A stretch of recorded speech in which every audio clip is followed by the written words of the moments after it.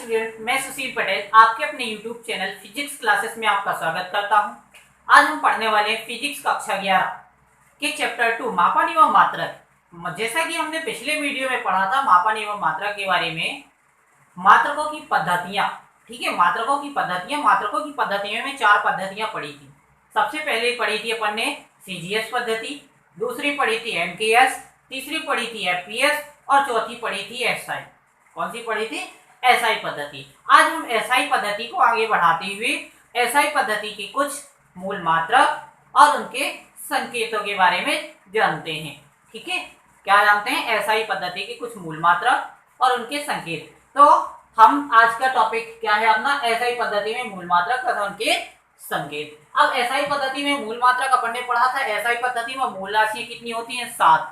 ठीक है, तो उन्हीं के मात्रक कितने होंगे? 7। ठीक है, 7 मूल मात्रक और 2 उसके पूरक मात्रक होते हैं। ठीक है, तो सबसे पहले आती है मूल राशि। मूल राशि में अपन देखते हैं पहली राशि आपकी क्या हो जाएगी? लंबाई। पहली राशि हो जाएगी आपकी लंबाई। लंबाई का एसआई मात्रक क्या होता है? मीटर। कैसे मापते हैं लंबाई को? मीटर से। ठीक है, और संकेत क्या होता है? Small M. ठीक है, दूसरी अपनी राशि है द्रव्यमान। ठीक है, तो हम क्या लिखते हैं? दूसरी द्रव्यमान। दूसरी राशि आपकी द्रव्यमान। द्रव्यमान को कैसे मापते हैं? SI through. तो एसआई मात्रक इसका क्या है? किलोग्राम। शॉर्ट में लिखते हैं केजी। संकेत इसका क्या है? केजी। तीसरी मात्रक है आपका समय।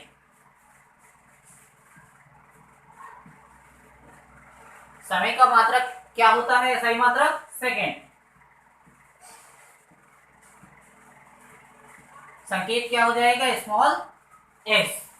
अब अपन ने कौन कौन सी? लंबाई, द्रव्यमान, समय। अब अपन को देखना है चौथी आपकी क्या हो जाएगी? ताप। ठीक है, ताप का मात्रक क्या होता है? एसआई मात्रक केल्विन।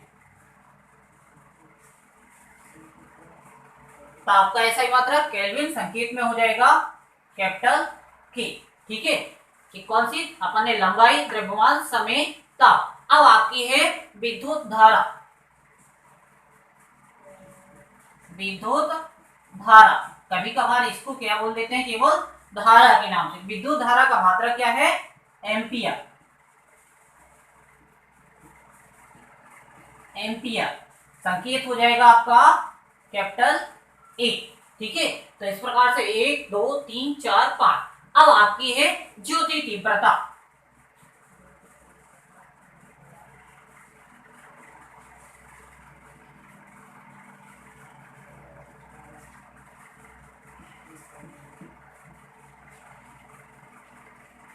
ज्योति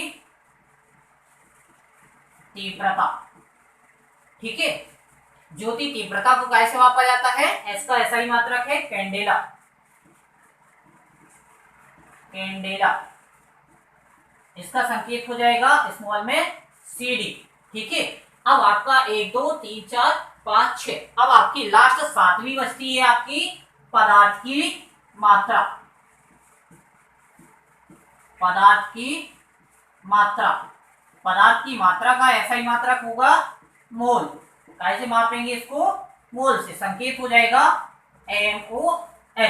ठीक है, तो ये आपके क्या हो गए? 7 मूल मात्रक। अब इसके 2 संपूरक मात्रक होते हैं। कौन से मात्रक होते हैं? संपूरक मात्रक। तो हमें लिखना है संपूरक मात्रक। ठीक है, 2 संपूरक मात्रक होंगे। पहला है आपका कोण। पहला है आपका कोण। कोण को कैसे मापा जाएगा? रेडियन। कोण का ऐसा ही मात्रा क्या होगा? रेडियन। और संकेत हो जाएगा आरडी।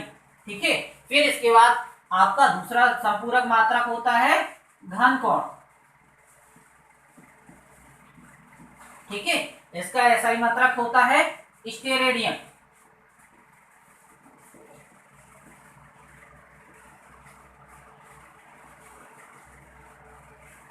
ठीक है, स्टेरेडियन का क्या होता है? एस आर या एस आर, कभी कभार लिख देते हैं एस आर डी स्टेरेडियन।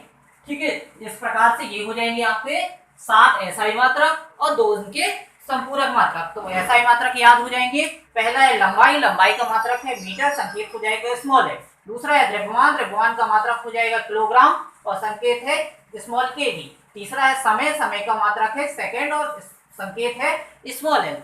और चौथा है आपका ताप, ताप का एसआई मात्रक है केल्विन और संकेत है कैपिटल के। फिर है आपका विद्युत धारा, विद्युत धारा का मात्रक है एम्पियर, एम्पियर को किससे प्रदर्शित करेंगे, संकेत इसका होगा कैपिटल ए। और फिर इसके बाद है ज्योति तीव्रता, ज्योति तीव्रता का एसआई मात्रक होगा कैंडेला और इसको प्रदर्शित करेंगे सीडी से। ठीक है, फिर है पदार्थ की, सातवीं क्या है आपकी पदार्थ की मात्रा, पदार्थ की मात्रा का एसआई मात्रक हो जाएगा मोल। ठीक है, प्रदर्शित किया जाएगा MOL से। फिर इसके बाद आपके ये 7 मूल मात्रक हो गए, 2 आपके संपूरक मात्रक है। संपूरक मात्रक में कौन कौन से हो जाएंगे, कोण, कोण का एसआई मात्रक हो जाएगा रेडियन, प्रदर्शित किया जाएगा स्मॉल RD से। तथा दूसरा हो जाएगा घन कोण, घन कोण का एसआई मात्रक होता है स्टेरेडियन, इसे प्रदर्शित किया जाता है SR या SRD से। इस प्रकार से ये क्या हो जाते हैं 7 मूल मात्रक और 2 उनके संपूरक मात्रक। अब कभी कभार ये आपको भूल जाता है, तो इसको याद रखने के लिए महत्वपूर्ण ट्रिक के बारे में आप जाने। जबकि ट्रिक होती है जब कभी आप देखते हैं किसी को कोई परेशानियां होती हैं, जब परेशानी होती है लोग परेशान हो जाते हैं, तब साधुओं से ये या वैद्य से झड़वाने जाते हैं। जब झड़वाने जाते हैं तो वो क्या कहते हैं आपसे, तब आपसे क्या कह देते हैं कि ताबीज मसल के फेंक दे, क्या कहते हैं ताबीज मसल के फेंक दे। तो आपको याद रख लेना है,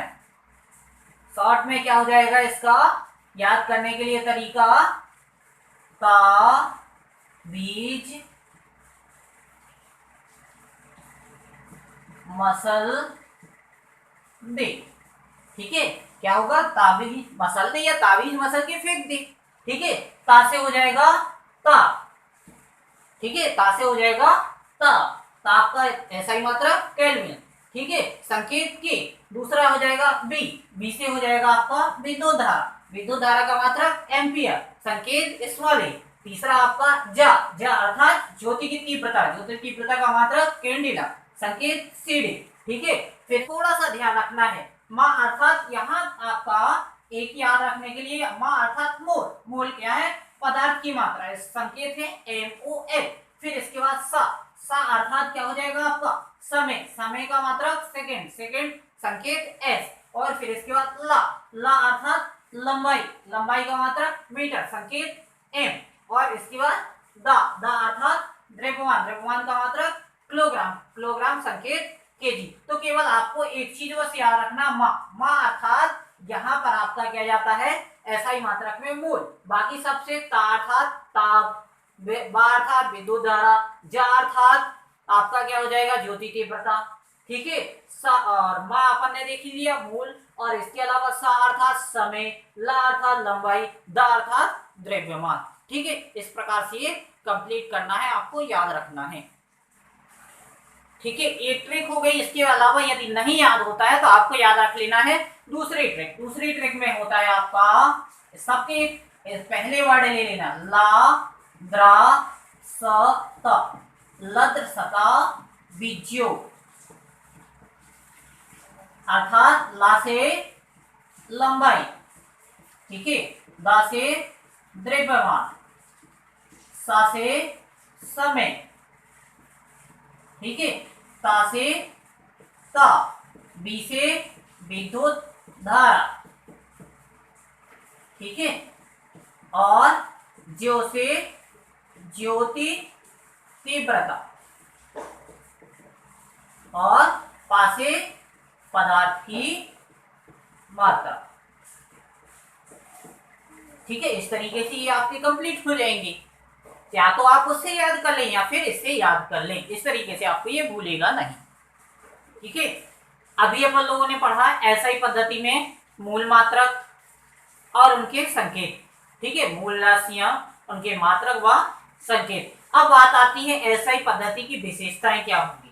ठीक है, इसको उपयोग करते हैं, इसका बेनिफिट क्या होगा, लाभ क्या होगा। ठीक है, तो इसके लिए अपन समझते हैं पहला पॉइंट। पहला पॉइंट क्या होगा कि इस पद्धति में केवल एक भौतिक राशि का एक ही मात्रक होता है। क्या लिखेंगे, इस पद्धति में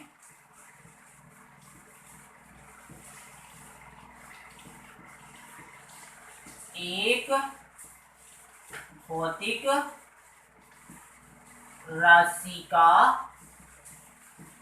केवल एक मात्रक होता है। ठीक है, इसमें क्या होता है, ऐसा ही पद्धति की पहली विशेषता कि इसमें एक भौतिक राशि का केवल एक ही मात्रक होगा। उदाहरण के लिए ले सकते हैं, एग्जाम्पल में उदाहरण में ले लिया समस्त प्रकार की ऊर्जाएं। समस्त, अब समस्त में अपन कौन कौन से ले सकते हैं, विद्युत ऊर्जा, यांत्रिक ऊर्जा, और या तो अपन क्या ले सकते हैं, ऊष्मीय ऊर्जा। ठीक है, समस्त प्रकार की समस्त ऊर्जाओं का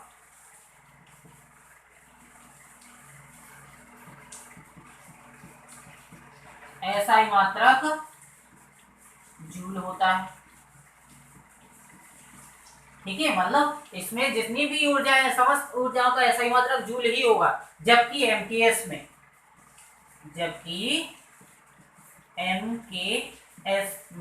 ठीक है, एमकेएस पद्धति में विद्युत ऊर्जा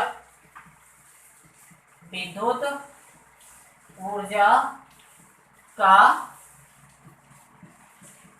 मात्रक, जबकि एमकेएस पद्धति में क्या होगा, विद्युत ऊर्जा का मात्रक क्या हो जाएगा, किलोवाट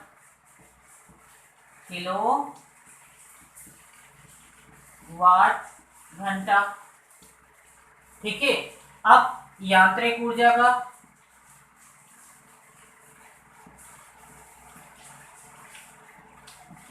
यांत्रिक ऊर्जा का हो जाएगा जूल। ठीक है, अब ऊष्मीय ऊर्जा का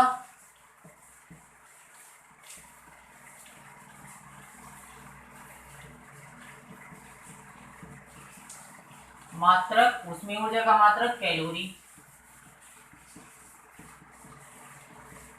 ठीक है, तो देखा था स्टूडेंट, अभी अपन ने क्या देखा, ऐसा ही पद्धति में चाहे कि कोई भी ऊर्जाएं हो, समस्त ऊर्जा का मात्रक क्या हो जाएगा, जूल। जबकि एमकेएस में ऐसा नहीं होता, या अन्य पद्धतियों में ऐसा नहीं होता। उदाहरण के लिए भी अपन ने देखा, विद्युत ऊर्जा का किलोवाट घंटा, यांत्रिक ऊर्जा का जूल, ऊष्मीय ऊर्जा का कैलोरी। जबकि इसमें ऐसा ही पद्धति में सबका क्या है, जूल है। ये इसकी पहली विशेषता हो जाएगी। ठीक है, दूसरी विशेषता की बात की जाए तो यह एमकेएस, यह मतलब ऐसा ही पद्धति एमकेएस व सीजीएस के समान। ठीक है, कैसी है, एमकेएस व सीजीएस के समान है, मतलब अर्थात कहने का तात्पर्य दार्शनिक पद्धति किस के समान है। दार्शनिक पद्धति मतलब अपन ने देखा था सीजीएस में या एमकेएस में। उदाहरण के लिए अपन लिख सकते हैं 1 किलोग्राम, या 1 किलोग्राम की जगह लिख लें 1 किलोमीटर बराबर 10 की पावर 3 मीटर। ठीक है, इस प्रकार से अपन किस में लिखते थे, एमकेएस में लिखते थे। तो इसी प्रकार मीटर से अपन क्या लिख सकते हैं, सेंटीमीटर में। तो अपन ने क्या देखा कि ये एसआई पद्धति क्या है, दूसरा इसका गुण हो जाएगा एमकेएस व सीजीएस के समान है। कैसा है, एमकेएस व सीजीएस के समान। तीसरे गुण की बात की जाए तो तीसरा यह संबद्ध पद्धति। ठीक है, कैसी पद्धति है, संबद्ध पद्धति का अर्थ होता है कि इस पद्धति में जितनी भी भौतिक राशियां होगी उन्हें या तो गुणा करके या भाग करके अपन क्या कर सकते हैं, मूल मात्रकों के पदों में प्राप्त कर सकते हैं। ठीक है, संबद्ध पद्धति का मतलब इसमें जितनी भी भौतिक राशियां अपन लेंगे, ठीक है, जितनी भी भौतिक राशि लेंगे, व्युत्पन्न राशियां, उनको क्या करेंगे, या तो मूल राशियों के गुणा से या भाग से प्राप्त कर सकते हैं। ठीक है, ये तीसरी पद्धति हो गई। अब बात आती है चौथी पद्धति की। ठीक है, चौथी पद्धति के लिए देखें, यह अंतरराष्ट्रीय पद्धति है। ठीक है, कैसी पद्धति है, अंतरराष्ट्रीय पद्धति है। मतलब इसकी जितने भी मात्रक हैं वह अंतरराष्ट्रीय स्तर पर सर्वमान्य है। ठीक है, कैसे है, अंतरराष्ट्रीय स्तर पर सर्वमान्य है। ठीक है, तो स्टूडेंट 4 विशेषताएं हमें याद रखना है। पहली विशेषता, इस पद्धति में एक भौतिक राशि का केवल एक ही मात्रक होगा। दूसरी, यह सीजीएस एमकेएस के समान है। तीसरी यह एक संबद्ध पद्धति है। चौथी यह एक अंतरराष्ट्रीय, इसमें मतलब सीधा सा है, इसमें जितने भी मात्रक आएंगे वह अंतरराष्ट्रीय स्तर पर सर्वमान्य होंगे। कैसे होंगे? सर्वमान्य होंगे। ऐसा ही मात्रकों की विशेषताएं। अब विशेषताएं की बात आती है आगे। ऐसा ही मात्रकों को लिखते समय रखने वाली या ध्यान रखने वाली बातें या रखने वाली सावधानियां। अपन ऐसा ही मात्रकों को लिख तो देखते हैं, मगर लिखते समय हमें किन किन बातों का ध्यान रखना पड़ेगा, कौन कौन सी सावधानियां रखनी पड़ेंगी। ठीक है, तो इन बातों को अपन को ध्यान रखना पड़ता है लिखने के पहले। तो अपन पहला हमें क्या रखना चाहिए, यदि कोई भी मात्रक अपन लिख रहे हैं तो मात्रकों को लिखने के बाद कोई भी विराम चिन्ह नहीं लगाना चाहिए। क्या होना चाहिए? कोई भी विराम चिन्ह नहीं लगाना चाहिए। तो पहला पॉइंट हो जाएगा मात्रकों को लिखने के बाद कोई विराम चिन्ह नहीं लगाना चाहिए। ठीक है, तो स्टूडेंट हमें पहली सावधानी क्या रखना है, यदि हम मात्रा को लिख रहे हैं तो मात्रकों को लिखने के बाद हमें कोई भी विराम चिन्ह नहीं लगाना है। उदाहरण के लिए अपन ले लेते हैं, जैसे उदाहरण के लिए ले लिया अपन क्या लिख देते थे, 5 मीटर। अब 5 मीटर तो लिख दिया, इसको शॉर्ट में कैसे लिखते थे अपन, 5 मीटर। फिर क्या कर देते थे अपन, या तो बिंदी रख देते थे, ठीक है, या फिर 5 मीटर लिख के फिर पूर्ण विराम लगा देते थे। तो ये दोनों इसके क्या है, गलत तरीका है। हमें इस चीज का ध्यान रखना है कि जब हम मात्रा को लिखेंगे तो मात्रा को लिखने के बाद हमें कोई भी विराम चिन्ह नहीं लगाना है। इसको लिखेंगे तो केवल कैसे लिखेंगे हम, 5 मीटर। ठीक है, क्या लिखेंगे, 5 मीटर, ना कि 5 मीटर के बाद ये चिन्ह लगाएंगे, ये चिन्ह, मतलब कोई भी विराम चिन्ह नहीं लगाना। यदि विराम चिन्ह आप लगाते हैं तो वह आपका कौन सा तरीका हो जाएगा, गलत तरीका हो जाएगा। ये आपको विशेष ध्यान रखना है, पहली विशेषता। ठीक है, पहली सावधानी क्या रखना है कि यदि हम मात्रा के लिए लिख रहे हैं तो मात्रकों को लिखते समय हमें कोई भी, लिखने के बाद हमें कोई भी विराम चिन्ह नहीं लगाना है। अब दूसरी बात आती है कि जो मात्रकों के संकेत लिखे जाएंगे, जो मात्रकों के संकेतों को हमेशा कैसे लिखा जाता है, अंग्रेजी वर्णमाला के छोटे अक्षर के द्वारा।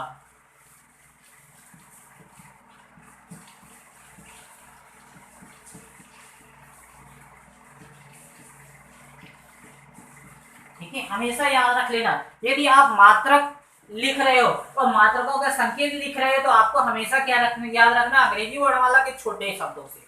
उदाहरण के लिए अपन ले लेते हैं, उदाहरण में अपन ने लिख लिया मीटर। ठीक है, तो अंग्रेजी वर्णमाला में क्या लिखेंगे, स्मॉल में। ठीक है, दूसरा उदाहरण कोई भी अपन ने जैसे ले लिया किलोग्राम, स्मॉल में क्या लिख देते थे, केजी। ठीक है, अब यहाँ पे आप लोगों को बहुत बार हमने लिखा है, एक कंफ्यूजन होती है, यदि कहीं केजी लिखा होता है, आपसे पूछा जाता है के स्मॉल है या कैपिटल, तो तुरंत बोल देते हैं कैपिटल है, जबकि ऐसा नहीं होता, ये दोनों स्मॉल होते हैं। ठीक है, याद रख लेना, मात्रकों के संकेतों को हमेशा अंग्रेजी वर्णमाला के छोटे अक्षरों के द्वारा लिखा जाता है। यदि कंडीशन होती है, ठीक है, कैसे लिखा जाता है, छोटे अक्षरों के द्वारा लिखा जाता है। यदि मात्रकों के नाम वैज्ञानिकों के नाम पर रखे गए, वैज्ञानिकों के नाम पर है या रखे गए,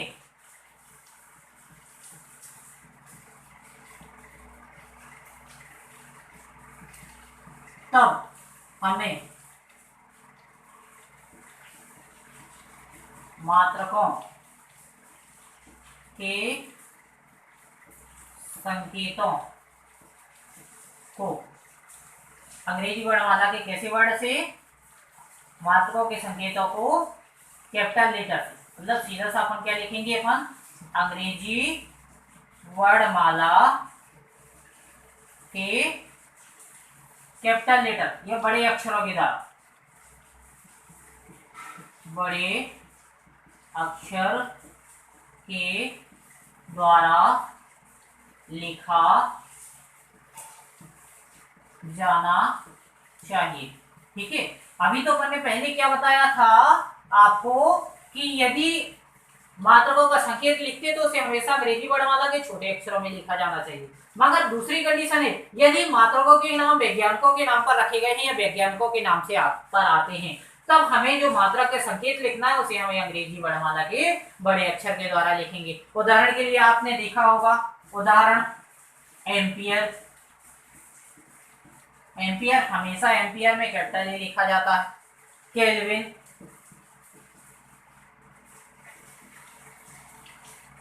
केल्विन में हमेशा क्या रहता है, कैपिटल की। तो हमें दूसरी सावधानी याद रखना है, यदि मात्रक लिख रहे हैं, मात्रकों के संकेतों को हमेशा अंग्रेजी वर्णमाला के छोटे शब्दों में लिखना है। यदि मात्रकों का संकेत यदि मात्रक इस पर वैज्ञानिकों के नाम पर रखे गए हैं, तो हमें संकेत कैसे लिखना है, अंग्रेजी वर्णमाला के बड़े अक्षरों के द्वारा लिखना है। ठीक है, ये दूसरी कंडीशन हो गई। तीसरी कंडीशन होगा, मात्रक हमेशा हमें कैसे याद रख लेना है, तीसरी कंडीशन है मात्रक हमेशा एक वचन में या मात्रकों को बहुवचन में नहीं लिखा जाना चाहिए। मात्रक हमेशा एक वचन में लिखे जाने चाहिए। ठीक है, तीसरी कंडीशन याद रख लेना कि जो हम मात्रक लिख रहे हैं उसको हमेशा एक वचन में लिखा जाना चाहिए। कभी भी आप बहुवचन में मात्रक नहीं लिखे जाते हैं। कैसे किए जाते हैं, कभी भी मात्रक बहुवचन में नहीं लिखे जाते हैं। उदाहरण के लिए अपन लोग क्या कर देते हैं, जैसे अपन लोगों ने इंग्लिश में देखा है ना, इंग्लिश में अपन क्या कर देते हैं, एस या ईएस लगा देते हैं, तो क्या हो जाता है, जैसे पेन है मतलब एक पेन है, पेन्स लगा दिए, बहुत सारे पेन हो गए। यहाँ पर ऐसा कोई नहीं, कुछ नहीं होता। उदाहरण के लिए यदि मीटर लिखा है तो मीटर ही लिखा जाएगा। आप इसको मीटर एस नहीं लिख सकते, मीटर से मतलब क्या हो जाएगा, बहुत सारे मीटर। तो ऐसा ये लिखने का गलत तरीका है। अर्थात मात्रक हमेशा हमें कैसा लिखना चाहिए, एक वचन में। मात्रकों को बहुवचन में नहीं लिखा जाता है। ये इसकी तीसरी सावधानी।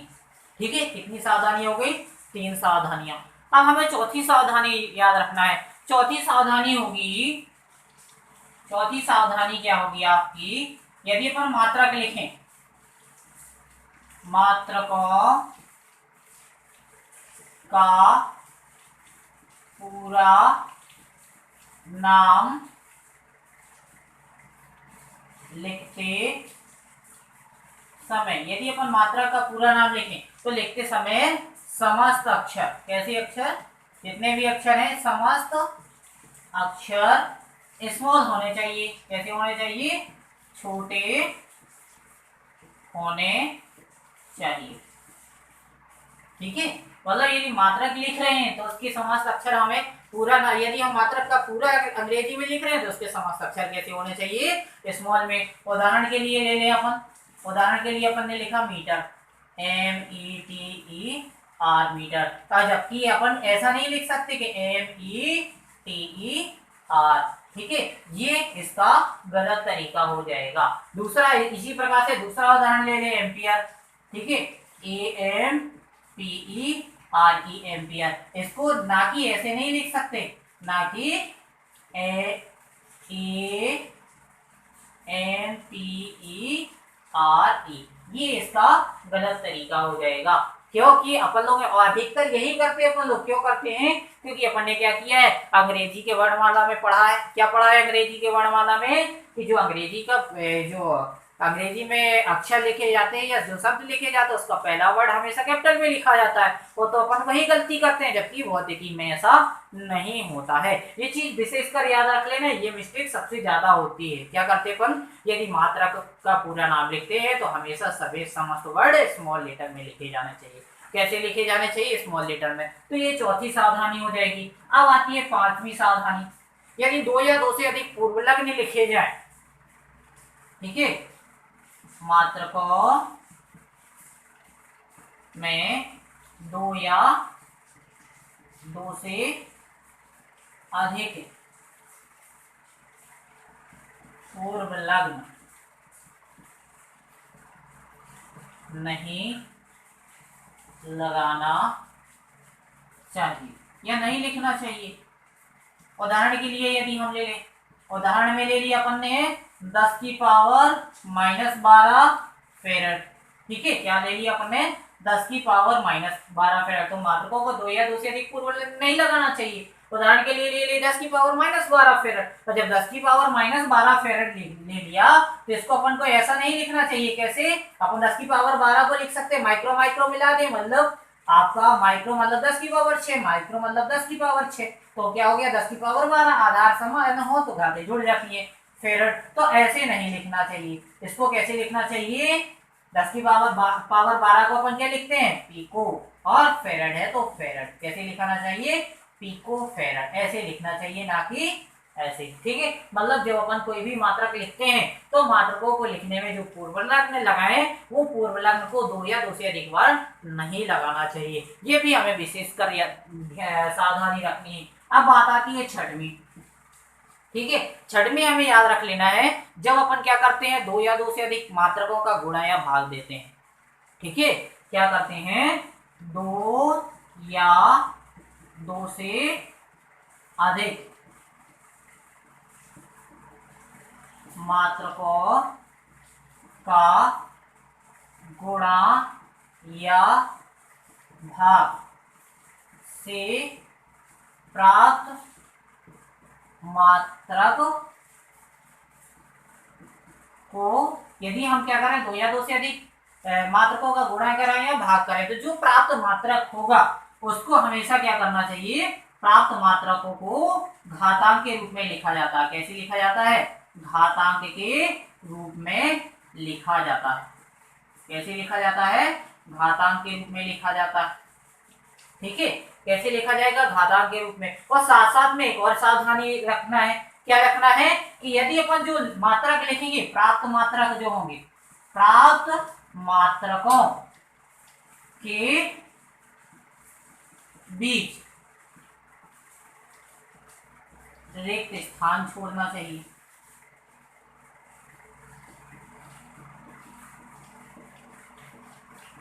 ठीक है, रिक्त स्थान तो छोड़ना चाहिए, मगर इनके बीच कोई भी प्रतीक चिन्ह नहीं लगाना चाहिए। स्थान छोड़ना चाहिए लेकिन कोई प्रतीक, ठीक है, जैसे साइन, फाई, ईटा नहीं लगाना चाहिए।